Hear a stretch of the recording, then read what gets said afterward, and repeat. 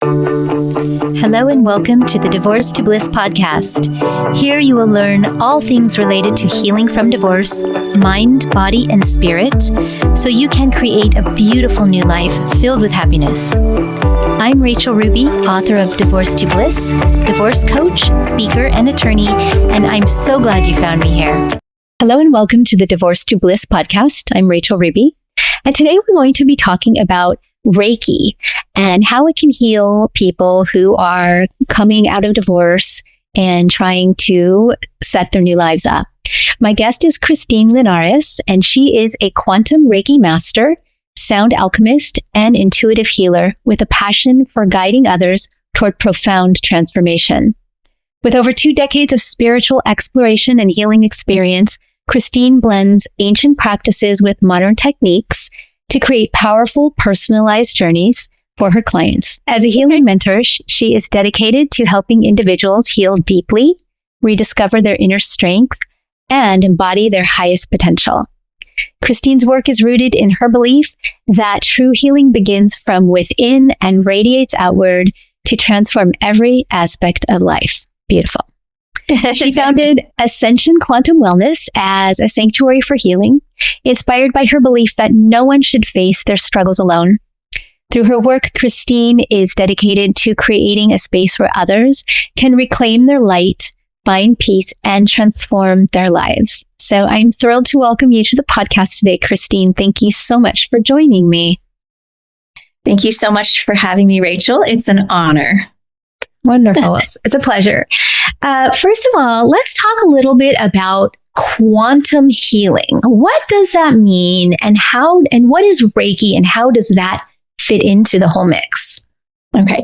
So quantum healing, really for me, my definition of it is to address ourselves on the most smallest of particles.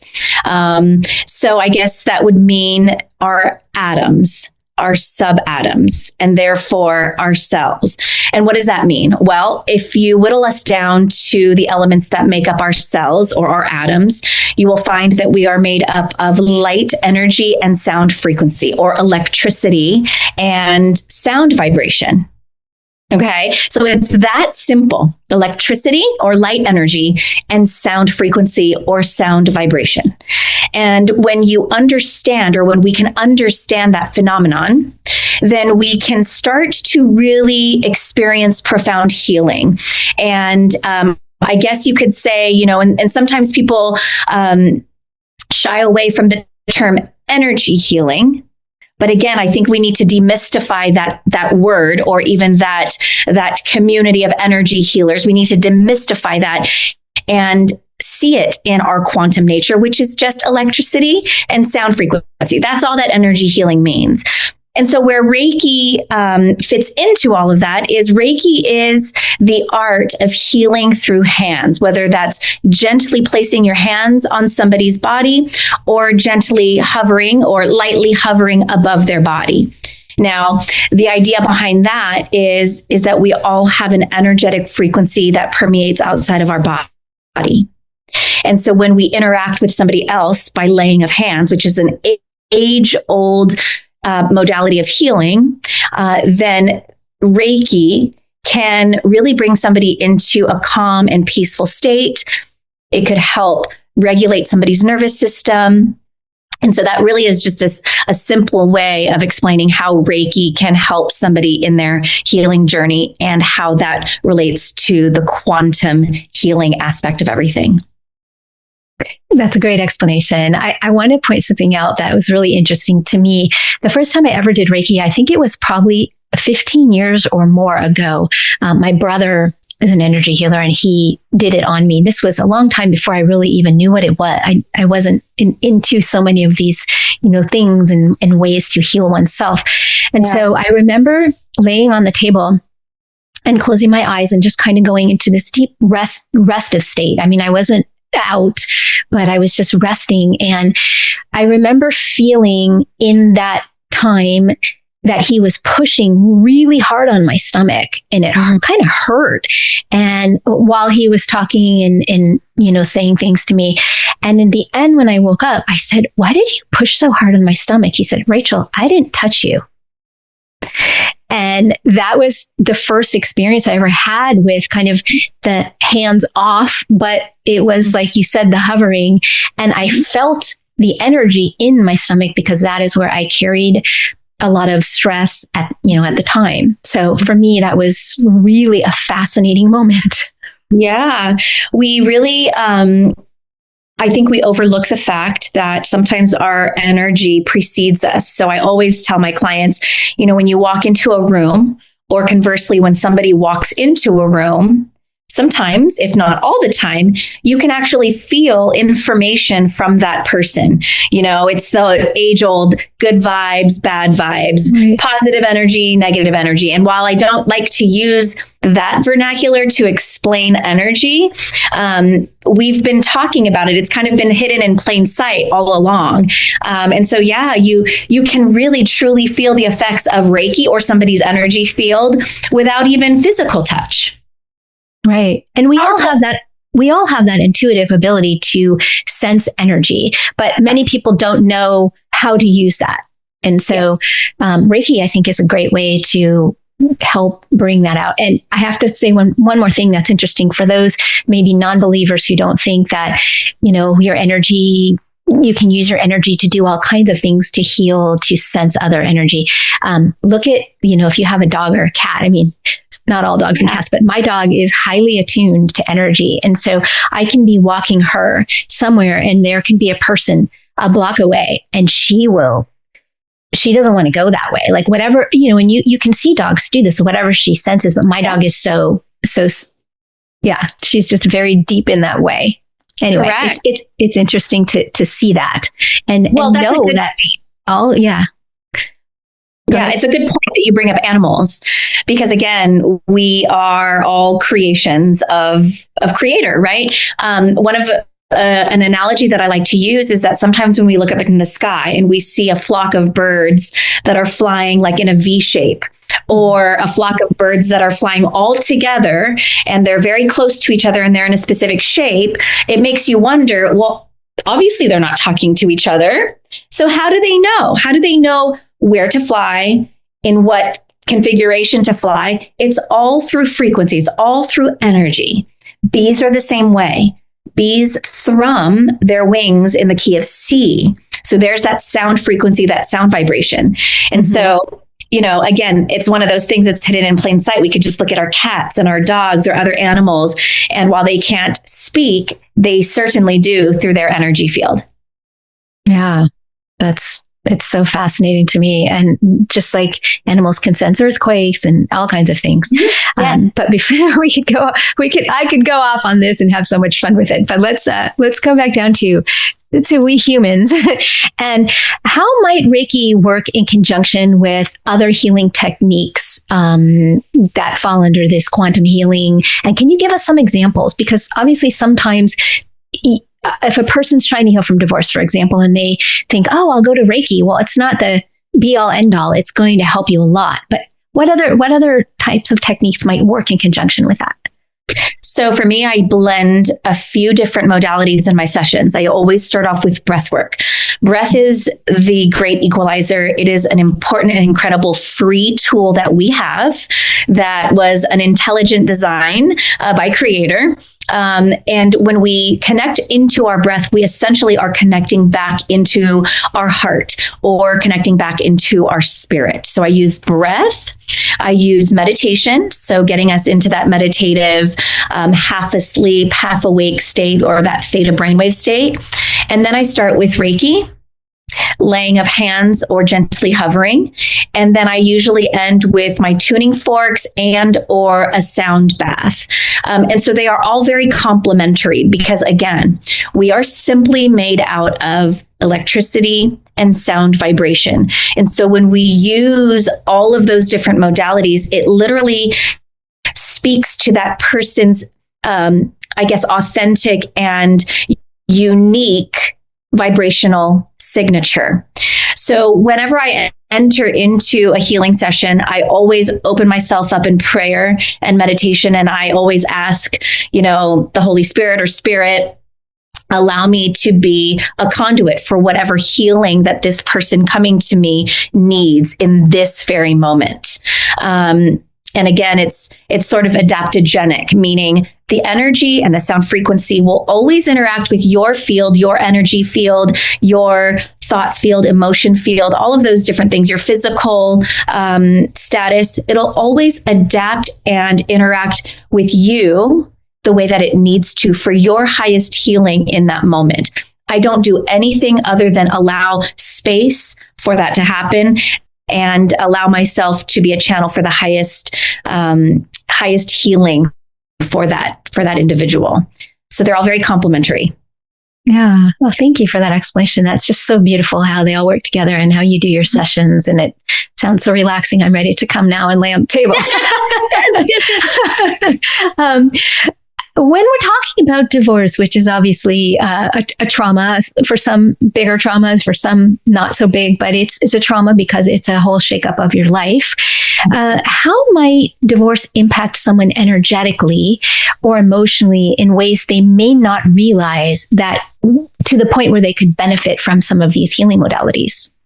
Amazing question. So our energy field, if you think about it or liken it to a song, okay? Say, for example, I say that each one of us uniquely plays a song of our life in our energy field.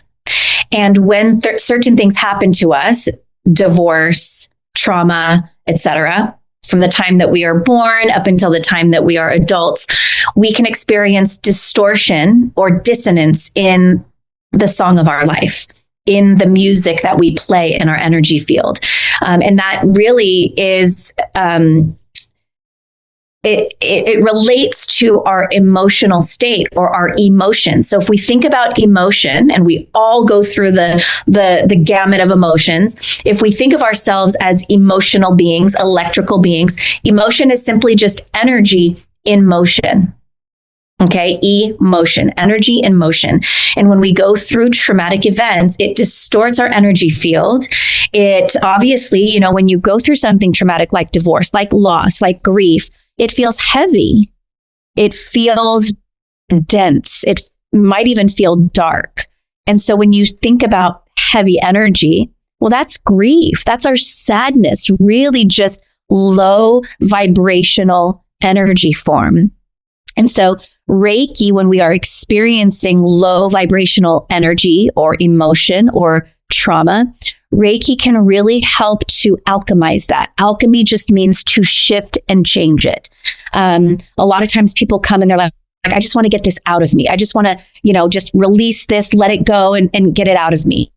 And I like to bring us back to, it's less about getting rid of and more about integration and alchemization, meaning we don't want to get rid of everything that's meant for us to refine us, to prune us, to grow us. What we want to do is we want to take that as information.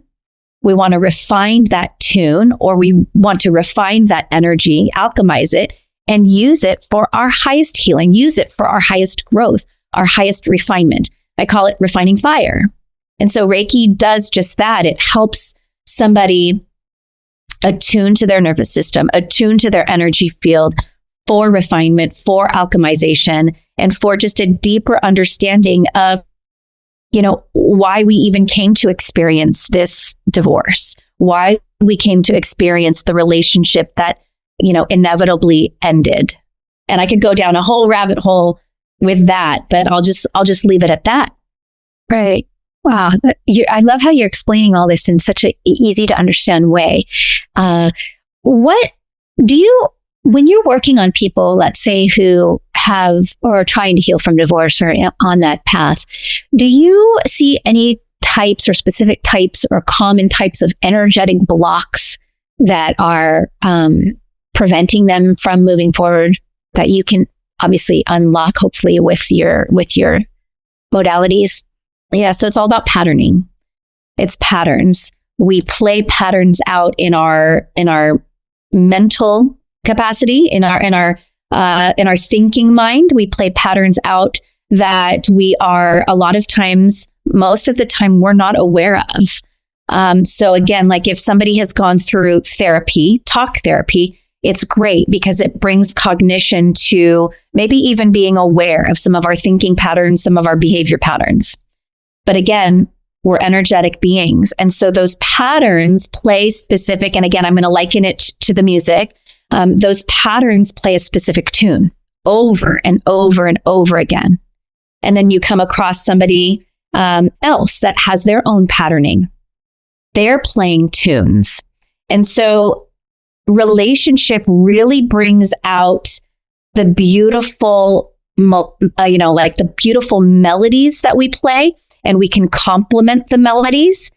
And most profoundly, it brings up where we are disharmonious and where we're playing disharmony or dissonant melodies in our field. And so quantum healing, therapy, all of those are meant to bring forward the information that we can use to understand ourselves better, and then in turn understanding our partner better. And I think maybe when we don't get that deep into our healing, our egos are playing out in front of each other, or our childlike selves, or our needs that weren't met in our childlike selves. Those are those are the, I guess I would say those are the people or the elements that are coming forward, playing out in an adult relationship. Yeah. And I'm sorry, I think I got the question. I was kind of going off on a tangent. I don't even know if I answered it. No. I was just wondering if you saw certain energetic blocks in people specifically healing from divorce, but you kind of answered that. Yes. I mean, Yes. So yeah, if I were to say there are blocks, there would be blocks in our patterning, our thought patterning. Okay. Blocks in behaviors. So we repeat behaviors. And until we can be aware of the behavior pattern that is playing out, that continuously attracts certain events or relationships in our lives, those are definitely those blocks. And I work with a lot of people that are recognizing that they have this pattern, and and I'm going to be very honest, it doesn't feel good. It doesn't sit well with us a lot to understand ourselves on that level of like, okay, this pattern is playing out over and over and over again, and it's blocking me from actually receiving what I actually want. Yeah. That is so interesting. And I've talked on this podcast a lot about patterns and how to get out of those old patterns, because they really do affect, our nervous system and our ability to move forward after divorce or any kind of trauma. And it's interesting too that you brought up the child being childlike and that kind of thing, the inner child, because, and I've mentioned this too many times, is one of my biggest challenges when I was going through my healing journey was when I realized that I had locked my inner child in the closet. And I remember my former spouse making a comment to me about like, you're so serious. You're no fun anymore, And when I was going through my healing journey, I thought back to that and I thought, wow, I really did become so serious because I was so unhappy. And my instinct, my intuition is I'm a fixer. Like a lot of women, we want to fix things, right? We want to help. But I was unhappy. And so instead of diving deep into that at the time and going to him and saying, hey, I'm unhappy and we should talk. And I kind of did, eventually I did that. But instead of really going into that pattern, I put my head down and I thought to myself, okay, I'll work on this later or it will heal itself, but I just have to do what I need to do to take care of the kids and work and do all these things I have. Right. So when I realized when I was healing that I actually locked my inner child in a closet, and I had to go and open the door and give her a big hug and say, it's okay. You can come out now.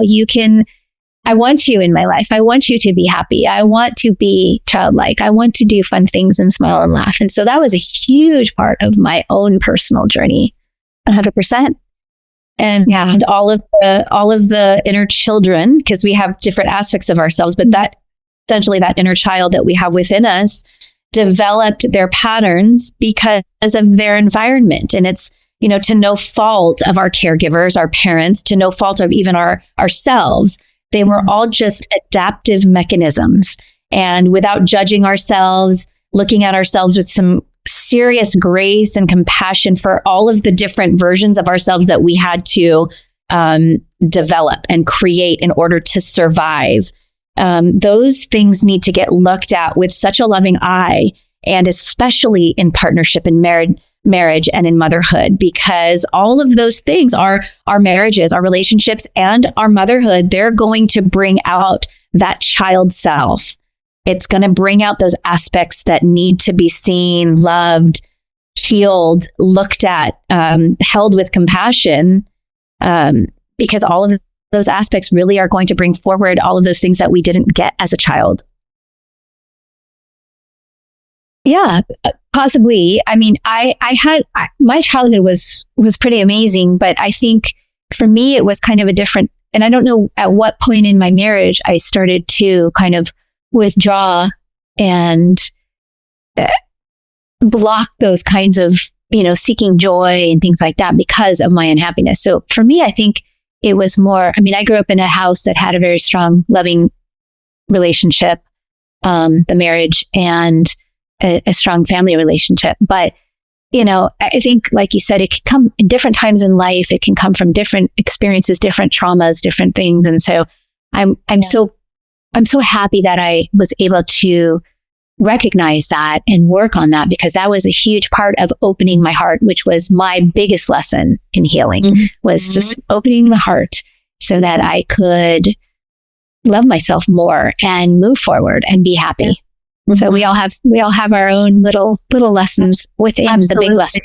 Yeah, absolutely. At some point in your life, you might have gotten the message that I need to be the serious fixer, the helper, because you were picking up the slack along the way. And even though we grow up in loving homes, and, there was no doubt that my parents loved me, but I'm a daughter of immigrants. And so their love language was working really hard to provide for me and my siblings the life that they never received.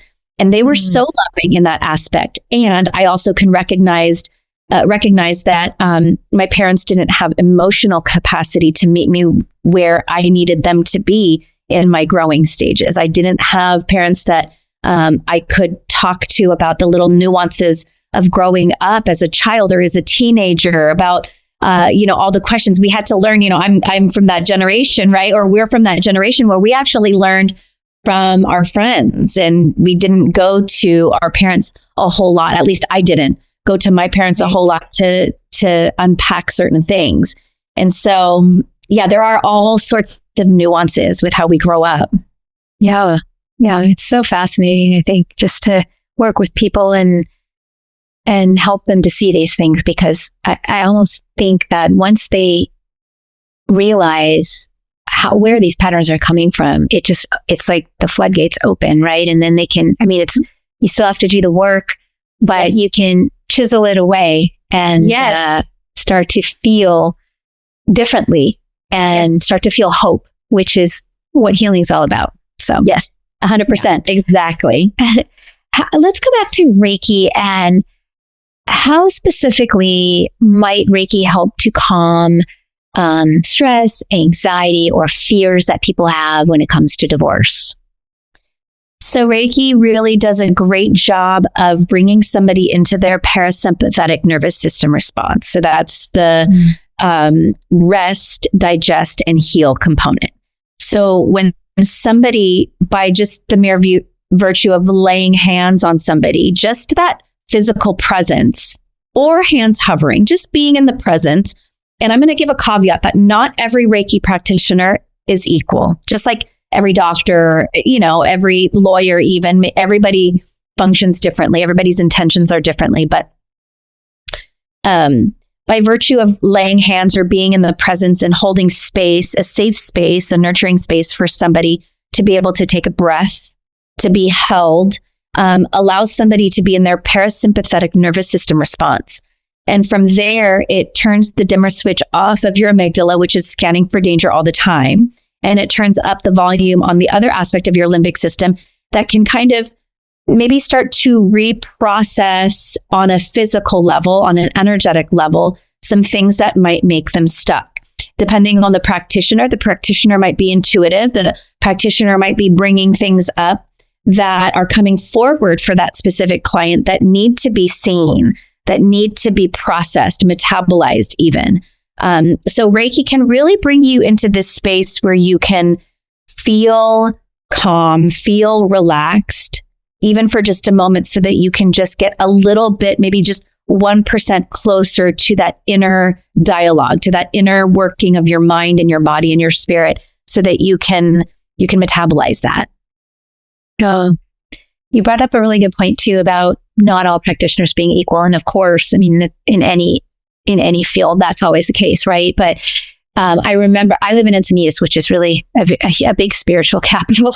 And there are lots of people here who practice all kinds of modalities, and Reiki is one of them. And I remember a few years back, there were some complaints about some Reiki practices that were going on in a specific location, of them being like, I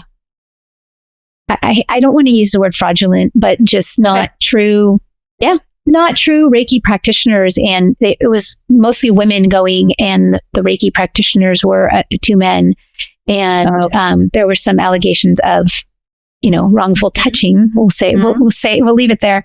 So if you do want to explore Reiki, you really need to find someone who knows what they're doing, like Kristine. And I don't know, if you're a woman and you're more comfortable with a woman, trust that intuition.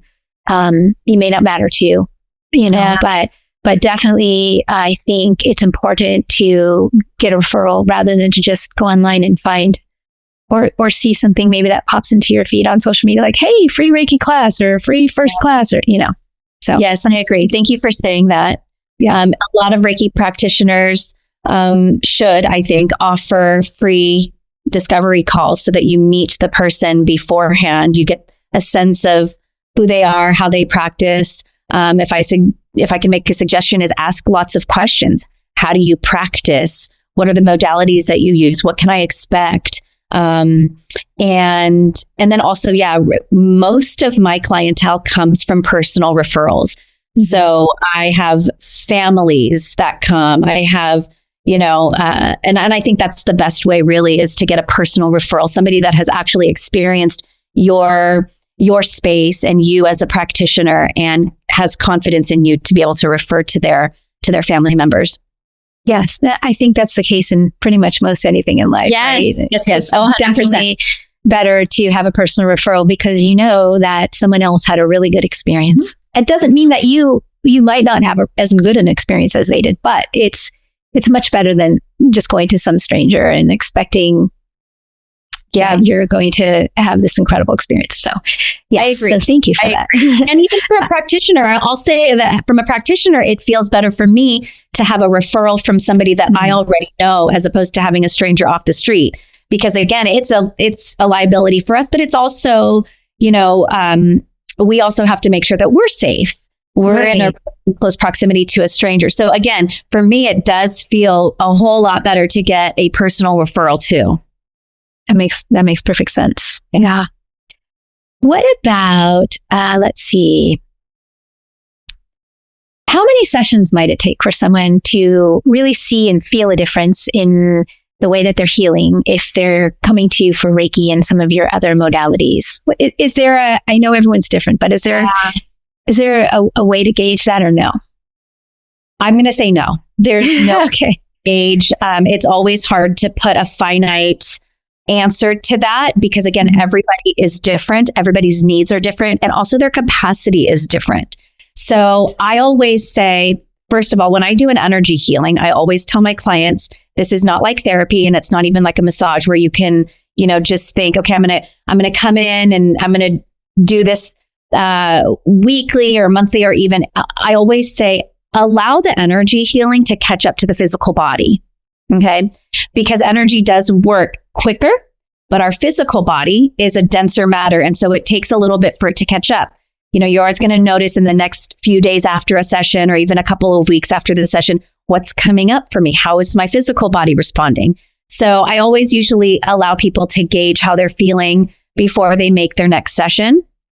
But again, one thing that I learned, even in the beginning of my practice, is people would have one Reiki session and then wait many, many months before their next energy healing session. And what I've noticed is that consistency is key. And so that's why I created my sacred healing mentorships, because it blends the energy healing, but it also blends the healing mentorship capacity where it's like talk therapy.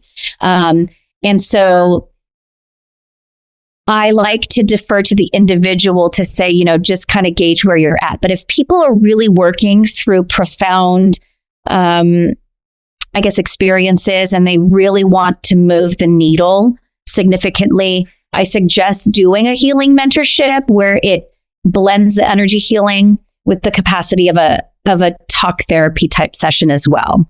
Because again, these ingrained patterns didn't happen in a matter of weeks. It didn't happen overnight. It happened over a lifetime of experience. And so will our healing. Not that it's going to take a whole nother lifetime, but it's going to take concerted effort and intention behind it. So true. So true. I've been to many energy healings, and I notice when I leave there, immediately I feel like this weight has been taken off my shoulders, because I release a lot and cry and things like that. And so I feel this lightness when I walk out the door. But I also notice, and I really take it easy, at least for the rest of that day and probably the following day.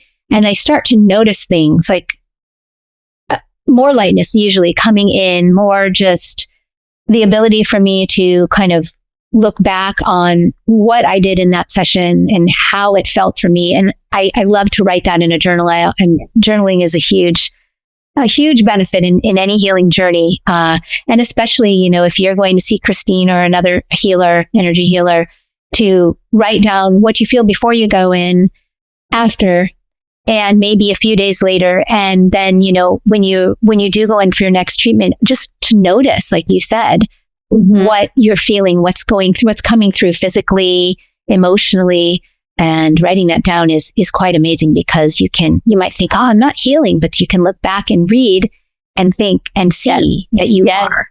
100%. Yeah. Writing in a journal is a huge reprocessing tool. And so that's always my suggestion, is journaling. I do have many clients that are just completely adverse to journaling. So I always suggest leaving themselves voice notes. So if that's easier, talking to yourself on a voice note or on your phone journal, that's also another way to reprocess. But it is an important part. And what we do here in this room is only a small percentage of what is possible once you leave here. Right. That's beautiful. Yeah. So let's kind of focus now on someone who's going through divorce, someone who comes to you for Reiki. They've gone through a few sessions. Do you notice and again, knowing that everybody's different, but you yourself must be able to notice some shifts if you're with somebody through 3-4 sessions. What do you tend to see that may be different from when they came in? So I usually see the difference is the processing of the grief, the processing of the lack of worthiness and the shame, and how that's playing out in the music of their life. Okay, so I'll notice their face when they first come in looks a different way. Even the light within them, the light in behind their eyes looks a little duller. And then as we work together, you start to see that there's a little bit more electricity each time. And that's, again, where we bring that back to that quantum, is that when we process the density or the darkness of grief and shame and sadness and all of those kinds of things, we start to see light starting to permeate a little bit more and more and more and more. And do we have times where we feel like we fall back? Yes, absolutely. And that's 100% a part of the process of healing. I say it's like a dance, right? We glide forward and we feel great. And then all of a sudden we trip up and we fall back. And then we get up and we do that all again. And then we come back and we do it all again and come back. And so it's like the dahlia, the flower, where it contracts and it expands, and it contracts and it expands. And we just notice kind of that trajectory happening. But again, I notice it mostly in the light that they bring forward in their eyes and even in their skin. Interesting. So you are located in Orange County, California. So if someone wants to reach out to you, I'll put all the links on the screen and in the show notes, both for those who are listening and watching. They'll be in the show notes where you can find Kristine, and also her ebook called From Scared to Sacred. I love that title, by the way. That's such a great title. And that's on her website, so you can access that. Yeah. But do you do any kind of remote sessions with people? Like I do. Oh, great. Okay. Yeah. So all of my modalities can be done remotely. Perfect. Perfect. Yeah. So do you have anything else to add about any of these practices that you wish to share? No, I just invite anybody who is curious to look into these modalities or to even schedule a discovery call. It is profound. For so long, we have thought that healing was just talking about our problems or, unfortunately, taking a pill to make us feel better. But now what we're finding is that those are just, if I want to talk about taking a pill, that might be a Band-Aid for the moment, and they have its purpose, and I don't hinder anybody at all. They have an important purpose. And this is an invitation to go even deeper and to figure out what are some of those things that we need to kind of metabolize, process. And it really, truly does change your life. I have been married for 23 years. I have 4 children. I did go through a breakup with my husband at 19 years of marriage. I left my marriage. I thought for sure we were going to get a divorce. My parents are divorced. Both my siblings are divorced. And I thought, oh, this is just what we do in our family. And we were separated for 8 months. And I just feel very grateful that our trajectory was a bit different. And I do kind of want to add that in there because I do want to add the fact that, we are definitely going to go through those times in our marriages where like, I'm done. This is not for me anymore. And in fact, I went through a period where I was like, I don't even think I believe in marriage. But that is not the case anymore. While I feel like some trajectories are meant for that, some trajectories there is hope, especially when you do learn more about yourself. And my message is that even though I was the one that left my husband, I went deep into some PTSD, into some healing of my own.